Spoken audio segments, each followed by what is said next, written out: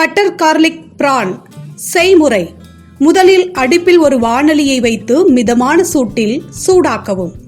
வாணலி சூடானதும் வெண்ணெயை சேர்த்து உருகவிடவும். வெண்ணெய் அதிகம் சேர்த்தால் சுவை இன்னும் சிறப்பாக இருக்கும். வெண்ணெய் உருகியதும் பொடியாக நறுக்கிய பூண்டு துண்டுகளை சேர்க்கவும். வெண்ணெய் மற்றும் பூண்டின் கலவை சேர்ந்து சமைக்கும் போது சுவை பல மடங்கு அதிகரிக்கும். பூண்டு பொன்னிறமாக வந்தவுடன் முழு சின்ன வெங்காயம் மற்றும் நறுக்கிய குடமிளகாயை சேர்த்து வதக்க வேண்டும். வெண்ணெயில் சமைக்கும் போது அடுப்பின் தீயை குறைத்துக் கொள்வது முக்கியம். இல்லையென்றால் எண்ணெய் கருகிவிடும். இப்போது சுத்தம் செய்து வைத்திருக்கும் இறால்களை சேர்க்கவும்.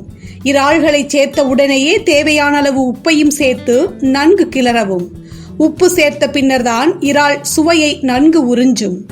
காரத்துக்காக மிளகாய் தூளை சேர்க்கவும். இந்த உணவு தயாராக 5 முதல் 10 நிமிடங்களே ஆகும். இறாலை நீண்ட நேரம் சமைத்தால் ரப்பர் போன்று இறுகிவிடும். எனவே கவனமாக பார்த்து கொள்ள வேண்டும்.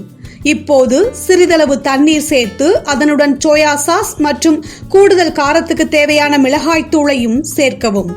வெண்ணெய் மற்றும் பூண்டுடன் சேர்ந்து சோயா சாஸ் ஒரு அற்புதமான குழம்பு பக்குவத்தை கொடுக்கும். இறுதியாக பொடியாக நறுக்கிய வெங்காயத்தாளை தூவி அடுப்பை அணைக்கவும். இது உணவின் சுவையை மேலும் அதிகரிக்கும்.